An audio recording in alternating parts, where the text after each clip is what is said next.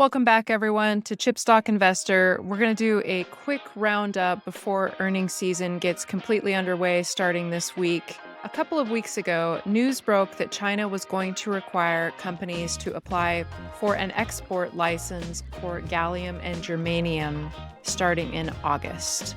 As we know, China is the dominant supplier of these two wide bandgap semiconductor materials. They're used in niche applications, but it's still very significant. It isn't an export ban, however, and we don't know exactly how this is going to play out, but it looks like it's a response to the US export curbs on AI chips and other tech needed to manufacture these high-powered AI chips. We continue to think that the next decade's bull market will be dominated by more asset-heavy business models, unlike the asset-light business models such as software as a service that have been very popular in the last decade. So we'll continue to build out that story for you, and we want to talk a little bit more about companies at the start of the semiconductor supply chain. But before we dive into that portion, we're first going to talk about what we are buying this week and some AI and EV shenanigans. Okay, Kasey. So as far as what we're buying this week, we decided we're going to finally pull the trigger on Enphase Energy, ticker symbol ENPH. If you haven't watched it yet, see our video that we did with our friend Travis, who I am, early this year when shares of Enphase were well over $200. We said basically we thought it was a bit overpriced given the business model. We thought it would fall. Here we are. The thing's been trading from 150 to 170 per share. And so we see this as a good buying opportunity. We've seen an old friend, the PEG ratio, the price to earnings growth ratio, pop up again as of late. We've seen a lot of you comment on that.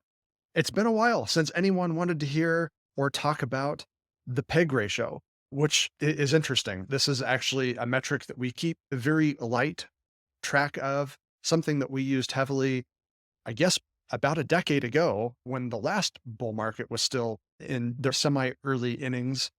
And we think this is maybe a bit of an indicator that we're again at the early stages of a new bull market. At any rate, Enphase 5-year PEG ratio is at about 1.1, which looks pretty attractive given the company's growth. You have things like the Inflation Reduction Act and other investment themes around the world favoring renewable energy and pushing solar power, battery storage, EV charging, and the like forward. Price to free cash flow currently at 31. We think this looks attractive for a high growth company that suddenly has very robust profit margins and highly complementary to our bet on semi, ticker symbol ON, and other power chips. We'll cover more of these stocks when they report earnings here in the coming weeks and month. So that's what we're buying this week. Enphase Energy. Kasey, excited? I'm always super excited to add a new stock to our portfolio. Yes, curb your enthusiasm. Let's move on to our AI shenanigans portion of the show today. Now, if you follow our community board on YouTube, or maybe you follow Nick on Twitter, you may have seen a few of his most recent articles, but let's review it here in the video so you know exactly what's going on. The first one is about Applied Digital. And maybe, Nick, you can explain why this is under the AI shenanigans portion of our show. Yes, Applied Digital. So this is a company that we had barely even heard of until about a month ago, and it popped up on our screens as a top performing stock in 2023 and filed under the tag AI stock. And this is a weird one, Casey. We started doing some digging into it about a month ago, and then all of a sudden in the recent 2 weeks, apparently it wasn't just us digging into it. A ton of short reports have come out, a lot of bearish calls from, I guess you could say, the fringe investment community that looks for overhyped or maybe stocks in companies involved in cloudy business dealings. And we're in a bit of uncomfortable company here with all of these bear reports, but we think a lot of these reports actually have some valid points. So if you're not aware, Applied Digital not to be confused with Applied Materials, one of our favorite stocks there is right now, ticker symbol AMAT, Applied Digital, ticker symbol APLD.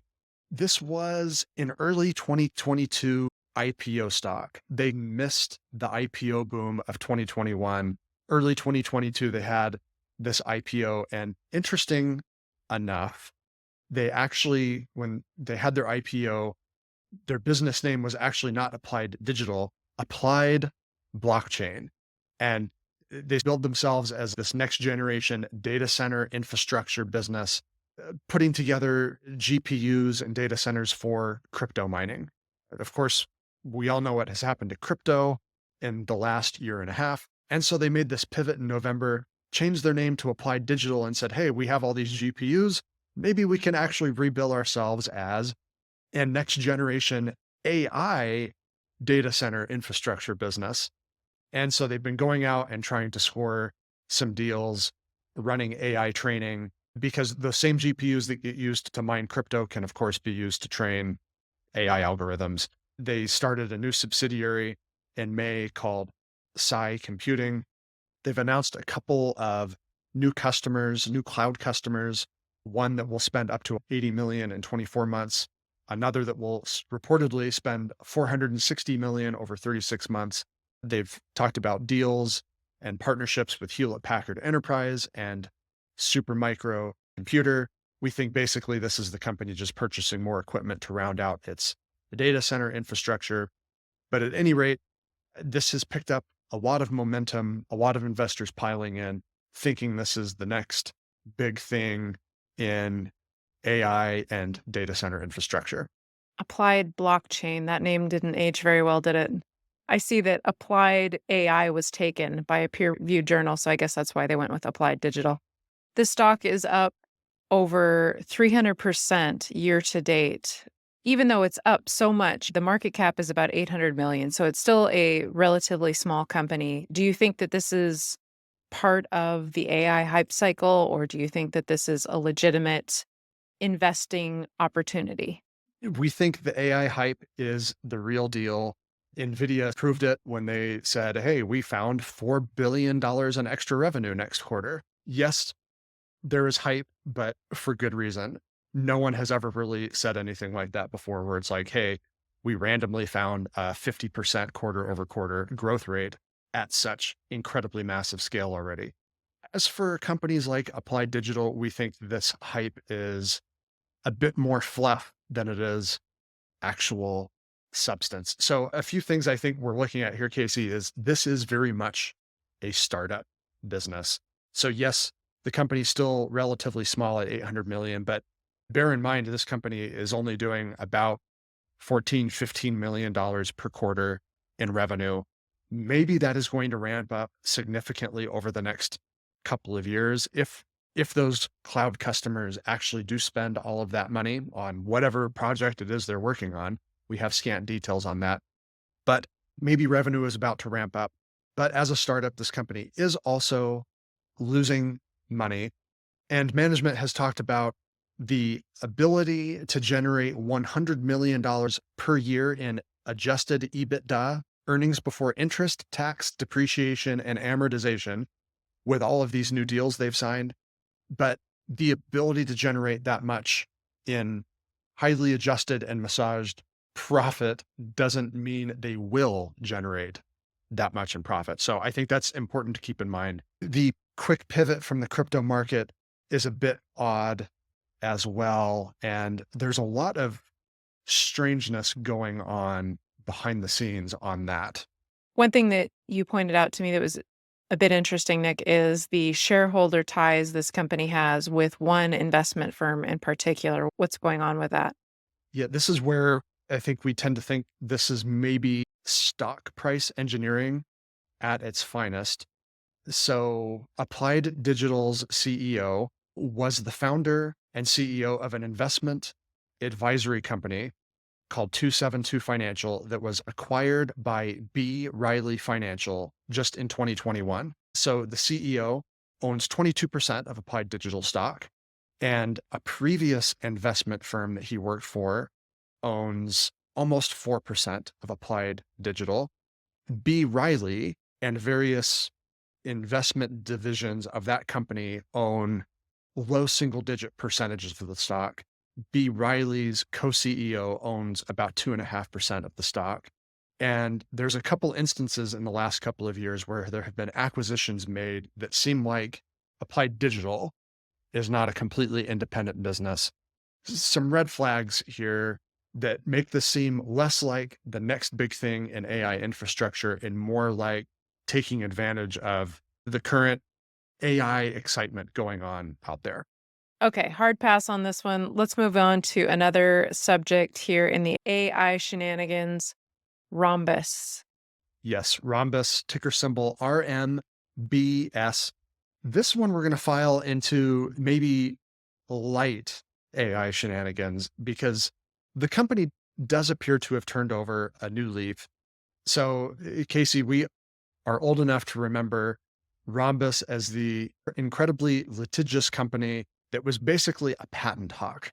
They have this portfolio of intellectual property on different chip designs, and they went on, I guess there's no other way to put it than they went on like a suing spree. They would go after their partners and be like, hey, you didn't pay us enough money for the patent that we allowed you to use.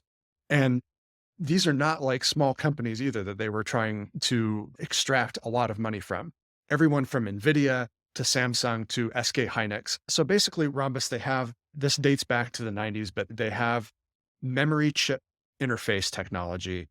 And so we've compared this in the past, Casey, to if you think of maybe an infrastructure, highway infrastructure system, you have memory chips. That's maybe like a parking lot or a garage, and then maybe you have the actual highway and freeway system. The interface chip is maybe the exchange where like those cars come out of parking and get onto the highway and freeway.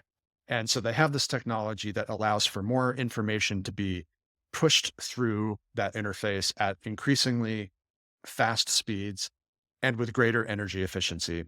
The company has turned over a new leaf. It looks like they've put that past behind them, but there's a lot of hype going on about this coming upgrade cycle, specifically in data centers for AI from DDR4 to DDR5 memory technology. DDR stands for double data rate. And basically, again, what's happening is roughly double amount of data that can be pushed per second through that interface with a bit less energy use. So, with lots of new GPUs being designed and installed into data centers from, of course, the likes of NVIDIA, it looks like there is a coming upgrade cycle that will benefit Rhombus.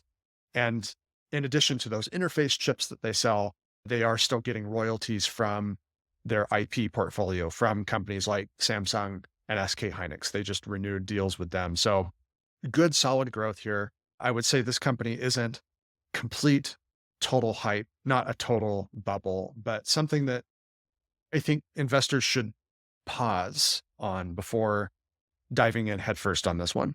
If you've been following our coverage of Micron, we mentioned that the memory market is lumpy potatoes. So also falls into that category. The financials can be very lumpy. This company has undergone a huge valuation re-rate. It used to trade at the fair value of mid-teens, price to free cash flow, but now it's currently over 30 times free cash flow. Yeah, we are not taking an absolute hard pass on Rhombus, but this one has been filed in the too high, too fast stock price appreciation category. So we'll keep an eye on it, but we don't see a lot of value in buying the stock here at this particular price. Let's talk about some EV shenanigans. And you can't mention EV shenanigans without mentioning Wolfspeed and silicon carbide. So why are we talking about Wolfspeed again today? It appears that the market has decided Wolfspeed was a buy a couple of months ago. And the company did have some good news come out here in recent weeks. The stock up roughly 50% just in the last couple of months. And some of that supported by the company landing a couple of deals to get the cash they needed. As we've talked about in the past about Wolfspeed, they bill themselves as a silicon carbide pure play. but they're building brand new fabs.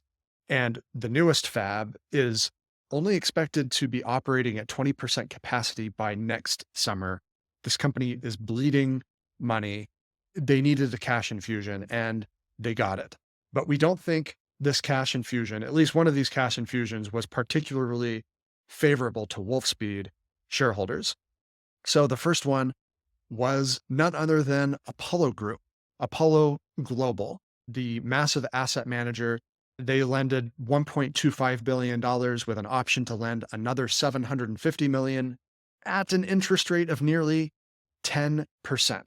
That debt will mature in 2030. A great deal for Apollo. They're going to scalp most of the profit off of Wolfspeed, we think, with terms like that. The second deal, a bit more favorable to Wolfspeed. In early July, they announced a 10-year supply agreement with Renesas, which we think actually deserves a lot more attention. That's a leader in Japan's chip design and manufacturing market. They want silicon wafers from Wolfspeed, some of them raw wafers, some of them epi-treated silicon wafers. But it looks like that deal won't begin producing until calendar year 2025. But in the meantime, Wolfspeed got a $2 billion deposit from Renesas. So much needed cash for Wolfspeed, but the company's still losing a lot of money.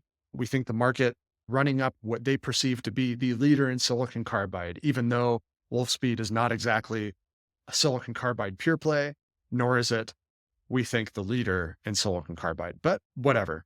On Semiconductor is expected to produce 1 billion in revenue for silicon carbide chips this year. ST Micro 1.2 billion this year. So we really feel that those two companies are a better play in this space than Wolfspeed.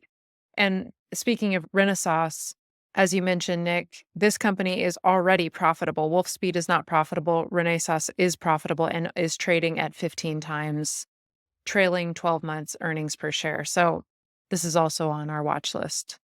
And Kasey, this is, of course, not to say we dislike Wolfspeed, but we really feel like a lot of investors still don't fully understand the business model and how much cash they are going to burn through in the next couple of years.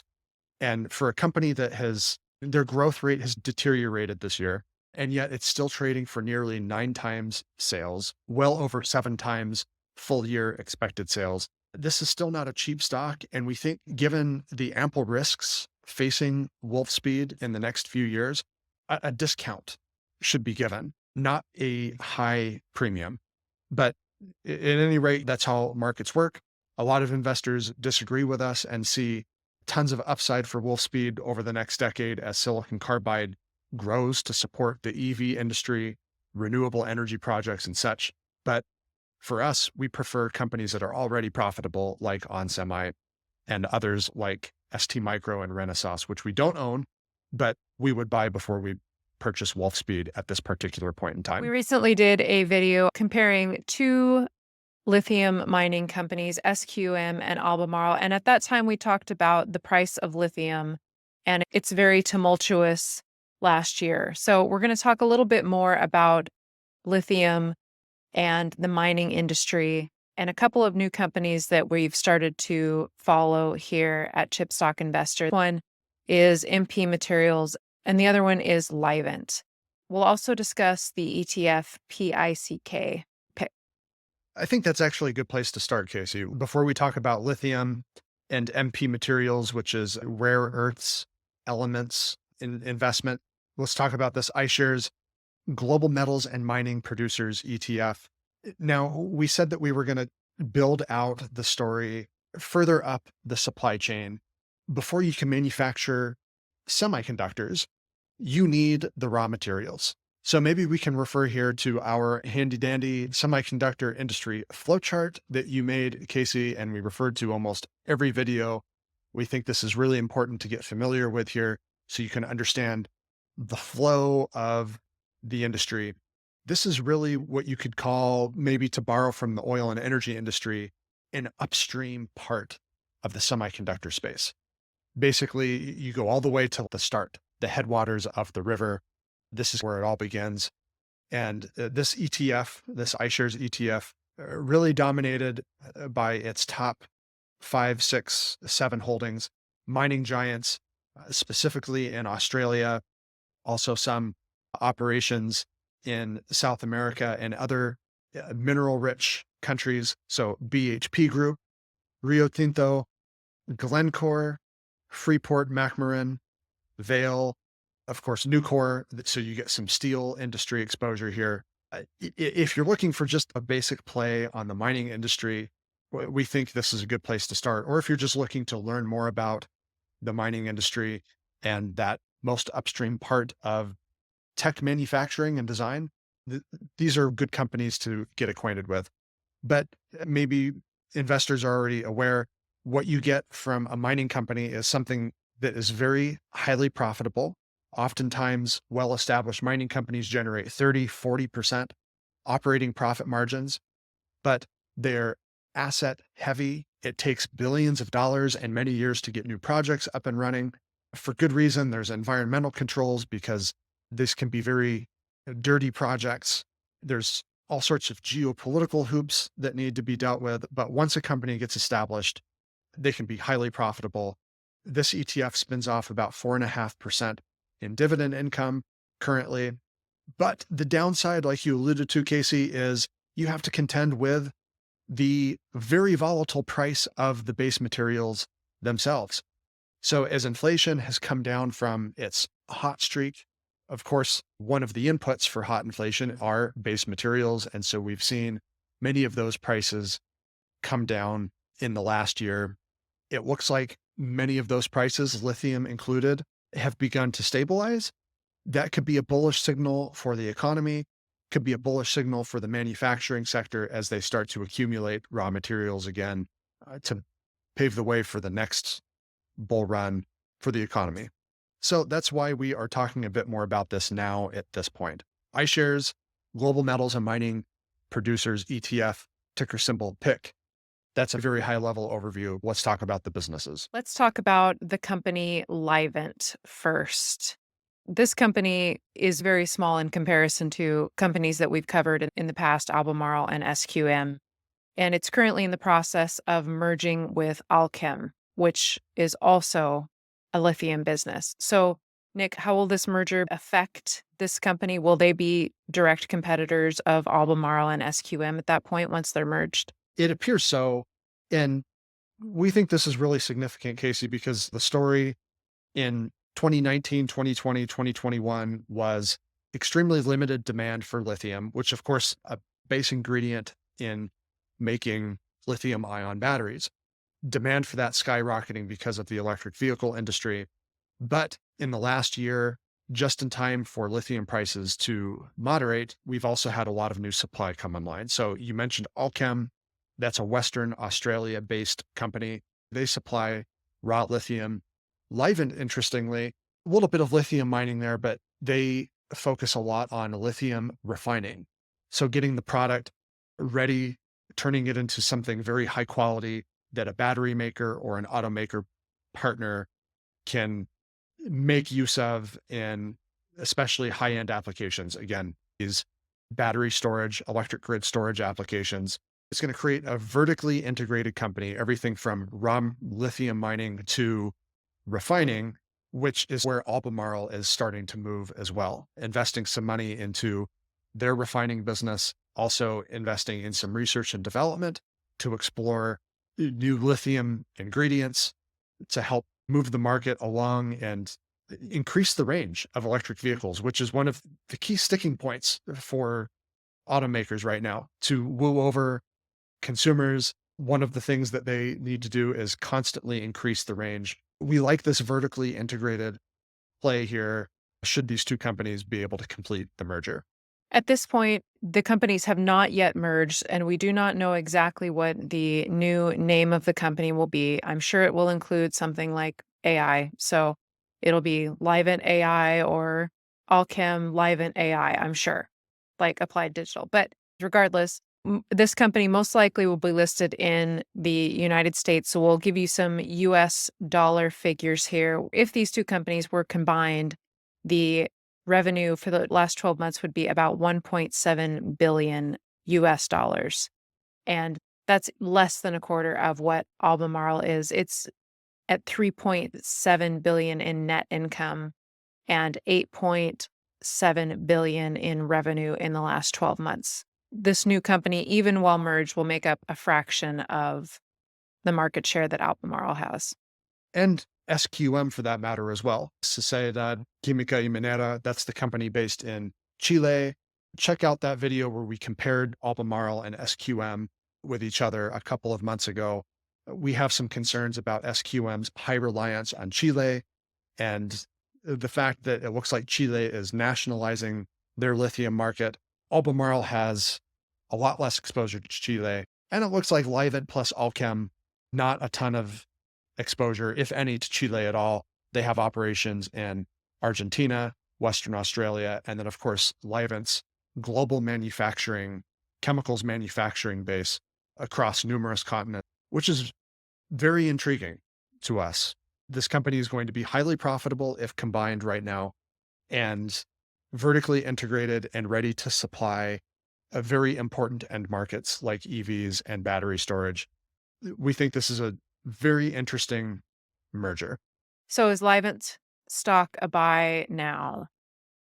Casey, I thought it was a good starting point to introduce this segment with that iShares ETF pick because over time, mining is really not a growth industry. Specific markets like lithium are currently enjoying a secular growth trend because they're tied at the hip to things like EVs, but eventually that is going to flatten out. Maybe it's by the end of this decade, maybe it's sometime later in the 2030s, we don't know, but over time, growth in lithium will flatten out. And these stocks tend to trade in the single digit price to earnings ballpark. And that's very fair for a company that is highly cyclical, tied to commodity prices. So you get wild swings in revenue and profit because of that, and very little actual secular growth.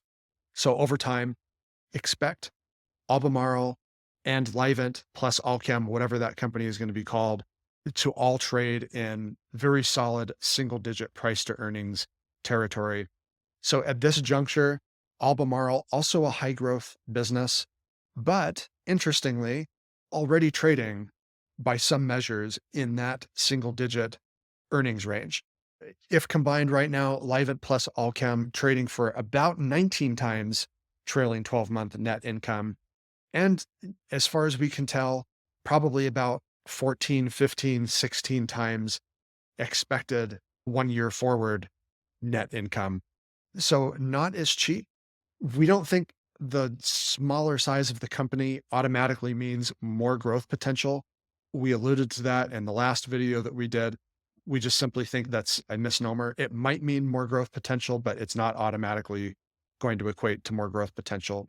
However, we do like that these two companies, if combined, are already vertically integrated in the lithium space. That could be a competitive advantage as customers in the auto industry look for high quality lithium that is ready to go to be put into batteries that can support greater range and that they can go out and market to consumers.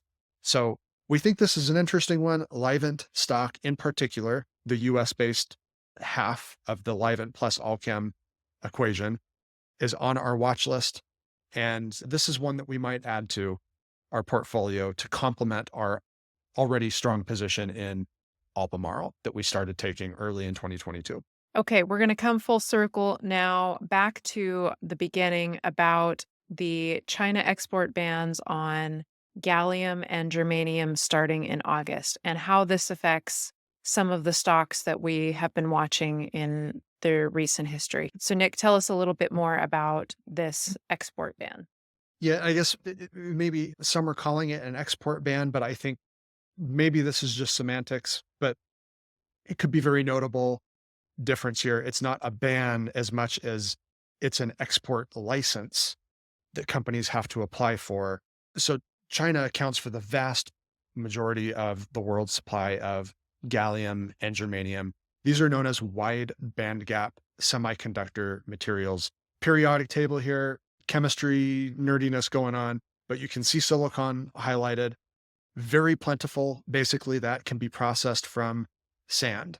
Gallium and germanium both require some refining to extract it out of other elemental metals, but they're called high band gap semiconductors because, like silicon carbide, SiC, which we talked about a little bit earlier, it takes more energy to flip them from an insulator to a conductor. These materials are ideal in some niche applications where maybe you want a higher band gap, basically more energy before they turn on and start conducting electricity versus silicon, which has a lower, pure silicon has a lower band gap. We mentioned this at the outset and bring it up again here because China is implementing export controls on this. And China also the dominant supplier of rare earth elements. So back to the periodic table here, you can see the rare earths listed towards the bottom. China accounts for most of the supply of rare earths and something like 90% of the refining of rare earths. So oftentimes companies that produce rare earth elements outside of China end up shipping the raw material to China anyways so that it can be refined and made in magnets. So China has not implemented any curbs or export licenses on rare earths, but maybe they could because they have in the past. They were having some trade spats with Japan back in the early 2010s, and that didn't get resolved until a few years later. So perhaps some geopolitical worry here with reliance on China. And so enter MP Materials, ticker symbol MP. Yes, MP Materials. This is a small company with a facility in Mountain Pass, California, and that's just outside of Las Vegas on the California border. As Nick mentioned, the CEO, James Litinsky, mentioned that is very important. These rare earth metals, the word rare is a little bit of a misnomer because the actual rarity, he said, is having an economic enough concentration to process them efficiently. And so Mountain Pass, California, has a very high concentration of these rare earth metals. What they mine at this facility is neodymium and praseodymium. If I said those correctly, I'm not sure.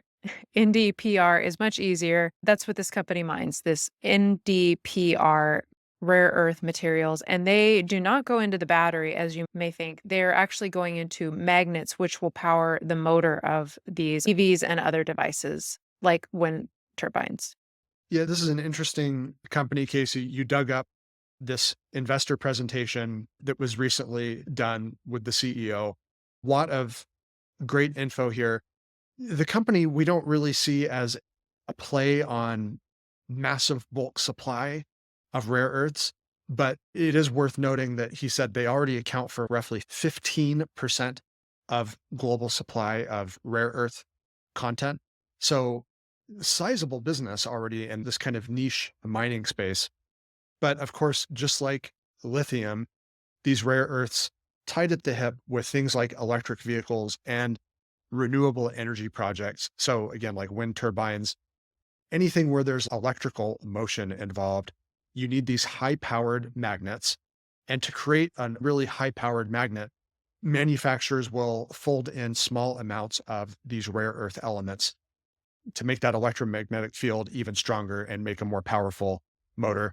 So they see basically an average of maybe 20 to 30% growth in rare earth demand over the next decade or so. So this mining site they have at Mountain Pass, California, outside of Vegas, could be a very important asset. Litinsky mentioned in this presentation, it doesn't matter what part of the spectrum you fall on. Maybe you're worried about geopolitical concerns with China, or maybe you're just simply worried about environmental issues and increasing renewable energy projects and doing so in an environmentally friendly way in the mining process. MP kind of fits the bill for all of that. So they have the Mountain Pass project. They've added a lot of refining equipment as well. In the last couple of years, they have billions of dollars of equipment sitting at the site now. And this makes MP sort of a unique play, not just as a miner, but also a refiner. So remember, again, some 90% of rare earth materials end up in China for refining and manufacture in magnets. MP suddenly presenting the market with this alternative where they can refine the material right there on site in North America and provide companies, be them manufacturers or maybe automakers, with high quality supply that go into their electric vehicle bill of sales. And it's important to mention that not all electric vehicles have these rare earth metals in them, right? In fact, Tesla said that they are not going to be using any of these rare earth magnetics in their Tesla Model 2.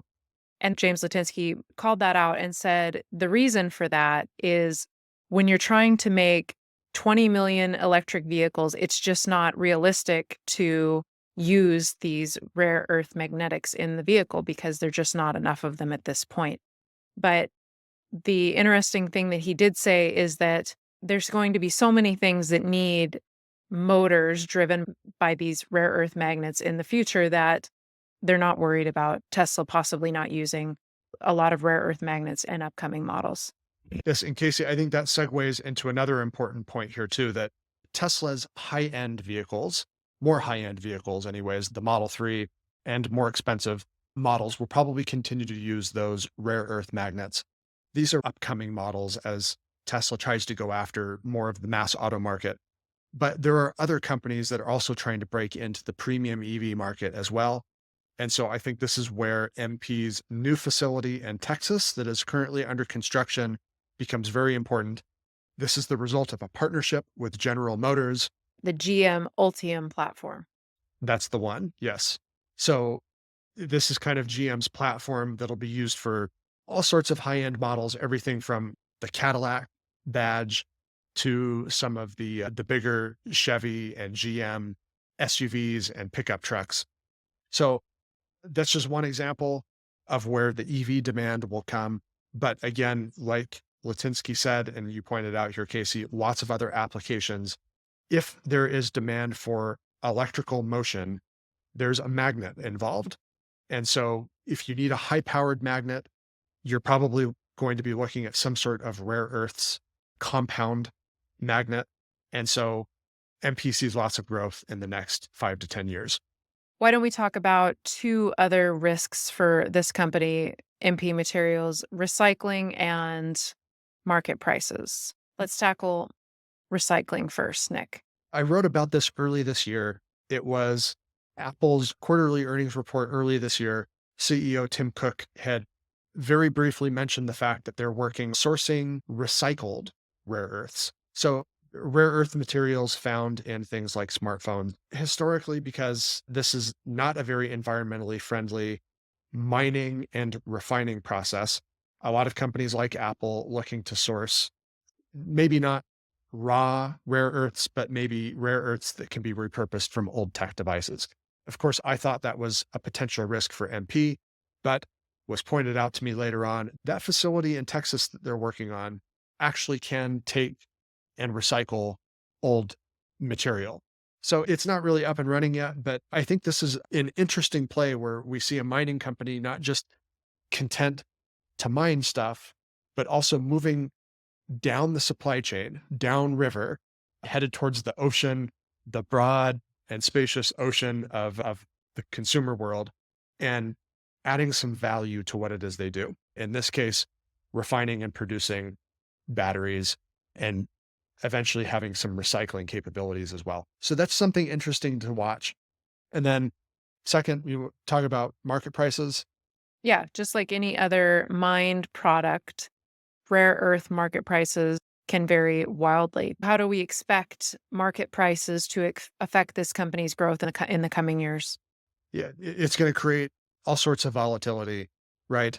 And that's already starting to hit this year. So the company's revenue growth has started to stall out. Earnings are down. And of course, they're still shelling out cash, capital expenditures, in particular for that facility in Texas. And so this isn't a cheap stop. So remember, I said the eventuality we think for almost all mining companies is single digit price to earnings per share valuation. MP currently trades for almost 20 times trailing 12-month earnings and something like 40, 45, 50 times current year earnings. And a lot of that is just due to that collapse in rare earth prices this year. This is macroeconomics, inflation coming down, manufacturing kind of hitting the pause button this year as a lot of companies retool and try to manage their cash in what was expected to be a big recession year in 2023. But as manufacturing starts to heat up, we think MP's growth will come back. Litinsky said in the same presentation that one possibly bullish sign that they're seeing is that it looks like these rare earth prices have bottomed, and some of the pricing and resulting profit numbers that come out of China are opaque at best. But what they think is a lot of these companies operating in China that refine rare earths are probably losing money at this point. And that's a bullish signal. The market for these things will bottom, companies will pause on supply, things will find their footing again, prices might rebound, and then manufacturing picks up as well along with that. So possibly some bullish elements coming into alignment here for MP over the next few years. Not a cheap stock by any means, especially for something in the mining space, but another one that we have added to our watch list over the last, I would say, I guess maybe six months ago. We see MP and the Livent plus Allkem merger as two companies that we're interested in adding to our portfolio because, again, we see hard asset and infrastructure investments are needed. And this is just all part of the story surrounding really the semiconductor industry, AI systems, EVs, whatever you want to call it, whatever catchphrase or buzzy word gets added to the consumer consumption part. That's all the way downriver when the river flows into the ocean. That's where the buzzword happens. But further upstream, you can find these little gems of companies with great business models that shell out lots of profits. We think these two mining businesses may play a role in our portfolio in the not so distant future. That's all we have for today, but coming up later this week, it is earnings season, so we have a ton of material to cover, and we will get it out to you as soon as we can. This week, we have ASML, Tesla, Intuitive Surgical, and IBM. So all of those companies we're going to take a look at and get a video out to you as soon as possible. Please make sure you hit the subscribe button. Don't miss a video. Hit the bell for notifications, and make sure you take a look at our community board. Nick posts a lot of articles that he has written. We have some polls, images, all of that stuff. Hit us up in the comments for anything that you want us to cover. We'll see what we can do. Stay cool out there.